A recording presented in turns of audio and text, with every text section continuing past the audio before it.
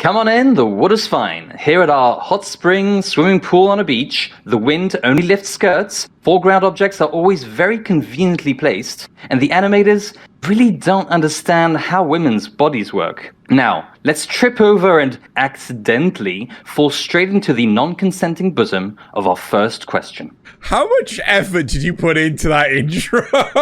It came to me like in just instantly. Okay. And speaking of bosoms, how many centimeters of a delta from the rest position should a bosom jiggle when moving to be considered fan service? In centimeters, we're not doing imperial here. Oh, damn it! I was about to say less than dead or alive, but you said in centimeters. A metric foot? less than a metric foot. Oh God, this is such a weird ass question. Why 3? There you go. I'm making this definitive decision. The answer is 3. 3 what? You didn't ask for a unit of measure. 3 bosoms? Yeah, 3 bosoms. 3 bosoms high, okay. 3 bosoms. There you go. 3 bosoms. Get some black eyes in there. Good and proper. Well, which bosom is the standard bosom? Oh my fucking God. 3. A size 3 bosom. Size 3 bosom. Okay. We all know what we're talking about. What cup size? 3. It's, you know, we're getting there. I feel sorry for that person because a 3C is pretty small. You know what? If this is the opening question, I'm too concerned. But let's move on. Actually, before we move on, did you know that that kind of jiggling, especially when they move individually, is called gynaxing or gynax bounce? No. And one full bounce is apparently equal to 1 Misty May after the character from Otaku no Video. Oh my fucking No. God. Pokemon called it Gigantamaxing. That's what it's called. That's when they're really big and also jiggle like hell. And they go, "Bee." Anyway, Xeno, beach episode or hot springs episode? Feel free to explore the pros and cons. I mean, okay, so you want me to show my workings, got it. Well, I mean, the problem is both episodes are pretty much identical, like, you know, across all genres. It's like all shows, like they're fucking identical. There you have the Comey episode. That was a good episode when they start stabbing the floor. I don't know. This is pros and cons for everything. Maybe it depends on how tame you want to be as well. Like beach episodes tend to be more on the tame side because the lewdness comes from an expected set of behaviors and clothing. While hot springs gets a bit fan servicey when you're seeing things or the characters are seeing things they're not potentially supposed to. Why am I even questioning this? It's the hot springs episode. There you go. So, Drew, did the gore or the fan service turn you off more in Elfin Lead? Oh my God! Don't you mean turn you on more? Oh my God! Why is it getting worse? No. Thankfully, I mean off. I'm gonna say that the fan service turned me off in Elfin Lead. Well, I'm very sorry for your psyche. I mean, to be honest, I don't know if it still lives up to today, but I mean, there's other elements to Elfin Lead that are just like, nope, just nope. I still love it, but nope. Literally the first 10 minutes. Oh, is that why you're... Oh, I didn't realize you were going that far. I was always thinking further into the show. I mean, you can take as whatever large a slice as you want. If it took you half the show to go, wow, this is not okay. Oh, no, okay, no. It's where the guy's having his limbs torn off. I mean, the first 10 minutes are the litmus test, right? They're like, well, you've got a naked girl, and she's also causing everyone to die in an extremely gory way. If you like this, you might like the rest of the show. Bypasses the 3-episode rule immediately. It's great. Got a point. I've got a question for you, Mr. Xeno. When will animes give us hairy chests on men? Oh my... I'm pretty sure that exists. Where? I'm interested. I'm pretty... Shit. I want to see this as well. No, there's... Oh, fuck. What's the name of the... Basically, this girl just continuously eats it. She's on, like, an island, a tropical island and things, and there's one kid that somehow ends up there. And whenever she's around anyone else, she's, like, sort of cute and innocent and everything. But anyone else that she's around, like... So I don't know, this one particular kid, she's, like, this little demon. And... Fuck, what was her name? So what was the show's name? It's Hachin no something. I was going to be offended if you actually counted the, like, one hair they try to show on Armstrong's chest. No. So basically, there's this character in there that's got this giant, bushy chest sort of thing. And because she eats literally everything, she actually rips the hair off of his chest and eats it. Oh my god. That's not what I'm wanting. Not exactly fanservice. So going back to gore versus fan service, clearly. I mean, okay, fine. Hydroxate, I can't really provide a show that has like hairy chests, but you could just lie on my hairy chest. Are you happy now? You're like the radish spirit in Spirited Away. Okay, then I had to follow up on that one, but Thank you. It's a compliment. Okay, cool. Thank you. I yes, thank you. Fuck. All right. Well, certain anime series are big enough to be considered kind of mainstream culture at this point. It's probably difficult to claim that anime in general is mainstream in the same way that live action shows and movies are. Do you think fan service is one of the things that stops anime from truly becoming mainstream instead of like this geeky thing? No, because fan service is like fucking everywhere. Like, it's just different levels. It's just like, different places have it tame compared to everywhere. Like, Japan's just like, nah. We know how to do fan service right. Topless. But like in America, it's just like, it's just, Joey going, how you doing? There's your fan service. It's like comparison is just, massive. It's a gigantic scale. Like everywhere does fan service to different degrees. Just don't look at British television at late nights. You're fine. Yeah, but like, for example, I probably wouldn't be embarrassed to recommend Friends to my mum just because Joey goes, how you doing? Well, I might be embarrassed to, say, recommend her almost any high school anime. It's fine to show, a bit of skin and stuff, but when it's like high school girls getting their breasts touched by accident, that seems like a weird level where like anyone who watches anime is like, oh yeah, that's just part of the course, and anyone who doesn't watch anime is like straight to jail, straight away. I mean, I'm concerned to which shows you want to recommend to your mum. However, if you want something, I mean, she loves Death Note, so that's one thing I was fairly safe. I was fairly safe to recommend just because it's practically no fan service in that. I mean, while you're on bad animes with Death Note, why not just give her like Sword Art Online? There's that too. You got the weird sex scene in that. People who play MMOs don't have sex. Unrealistic standards. They talk the talk, but they don't walk the walk. Yeah. They just they forward slash speak for dance. yourselves. Speak for yourselves. Anyway, let's move on. Hello, fellow weebs. This is the Patreon segment where I try to convince you to donate as little as $1 a month to support the production of Notice Me Senpai and Arbiter Assessment. All the money from the Patreon pays directly for the production of these two shows. The money goes to the editors. Unfortunately, Exposure and Kissy Faces don't pay the bills. I tried that with British Gas once and they kind of looked at me funny. Simply donating $1 a month will grant you access to the extended versions of this episode and previous episodes where you can see the fifth question of our esteemed Kohai and Arbiters.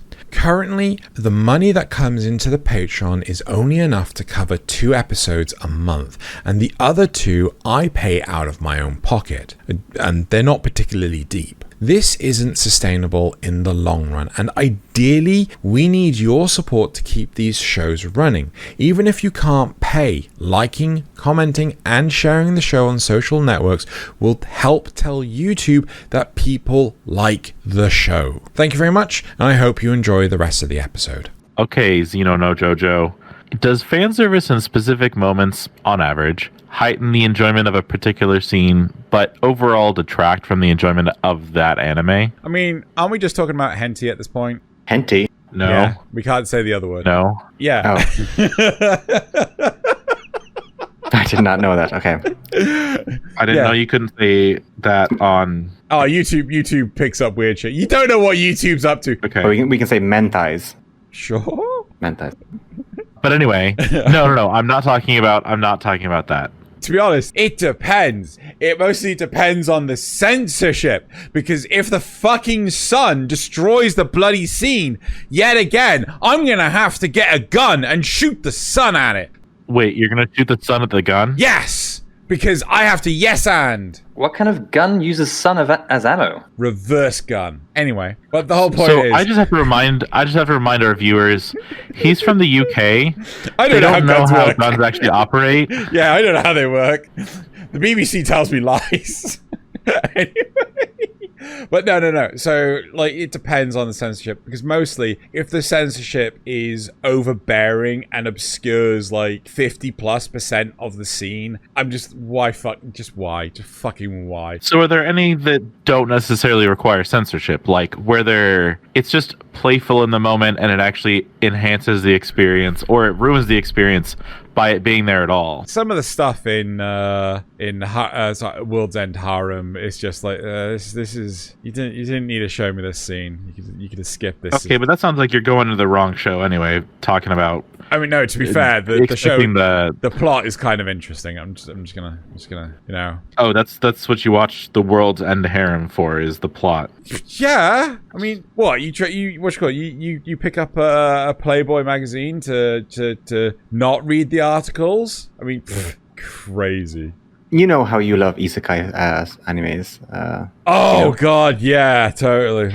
Yeah. Would you consider isekai's fan service since all anime fans want to Loki die? They're like, oh, and I die, and all the fans are like, oh. They're all fantasizing about Truck-kun. They all pray to Truck-kun. They have little shrines dedicated to Truck-kun. I think you were making them sound too much like men. You need more like, because they're little boys. Hey, Oh my god.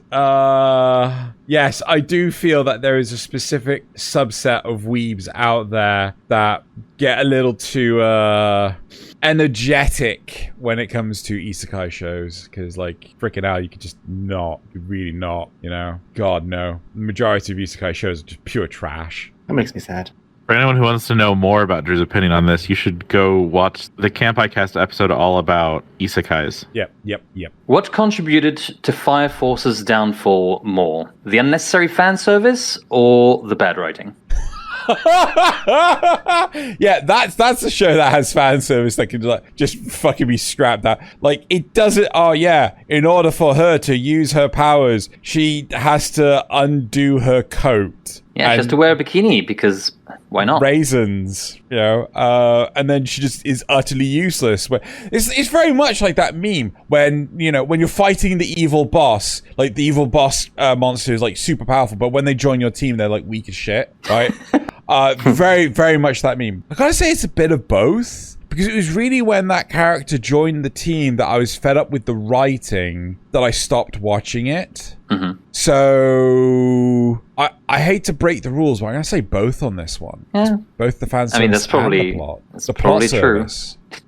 The fan plot. Same thing. Anyway. What series was perfected solely due to a well-used fan service? High School Double D, clearly. And It's not all- counting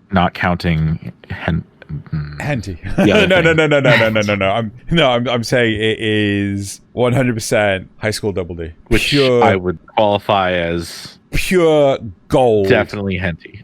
It is not. Jog on.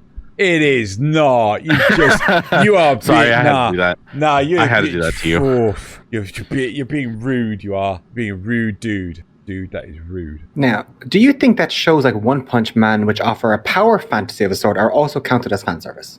I mean, they did go into kind of weird graphic detail as Saitama, you know, crushed Speed of Sound Sonic's nuts. I mean, that's more just like, oh yeah, give me that CBT. Not again. There's the whole engineering side, like the designs for Genos whenever he like expands his manifolds and, you know, gets out his lasers. Sounds weird. It's the more I don't know why it does, but it just I does. don't want to expand my manifolds anytime. Put your laser away. For some strange reason, oh god, what's her name? Tornado. I don't understand it, but her clothes, for some strange reason, reveal. Tatsumaki. Tatsumaki. Cool, Tatsumaki. Like, her clothes, for some strange reason, reveal her belly button somehow. And, like, yeah, so 100% power service right there. You know, it's all about the power service. You've clearly never spent enough time around women's clothing. I'm pretty sure if I ask any woman, they would turn around and say, no, our belly buttons do not form a vacuum around our clothing and suck in the clothes. And I would counter and say, not with that attitude. Yeah. You're not trying hard enough then. Exactly. Oh my god. Every hole in the body must be able to suck. What are you talking about? Oh my god. I apologize to any woman that's listening right now, all two of you. If you think that the belly button is an orifice, you might want to visit your doctor. I backtracked when I started saying that, and I said hole instead of orifice. Any hole's a goal. Anyway, moving on. Does the fan service in anime reveal something about anime fans as a general group? Or is it more about the culture that anime comes from? I think we sort of covered this earlier, but... Just don't know what you're talking about. I mean, are you trying to defer that they are degenerates of some kind? Surely they are just people of a certain culture, shall we say. Or lack thereof. Hey, degenerate weeb is redundant. Unless it's a box on the census, it doesn't count. Gets man of culture. Sorry, people of culture added to... Identify as Irish or degenerate. Oh, I don't know if that answered the question. I'm just going to assume it did. Fair enough. Why is the boob sniper shot in High School of the Dead the worst fan service in the history of anime? Oh my fucking god. So as we have shown, the jiggle of the bosom is often over stipulated in fictional material. Worse in Dead or Alive beach volleyball. Oh god.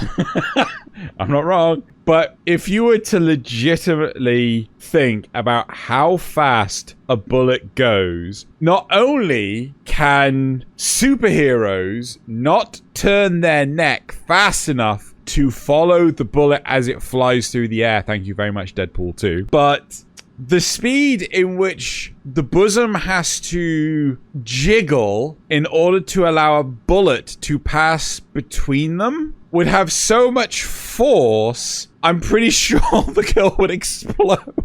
Oh, no. Technically not between, remember?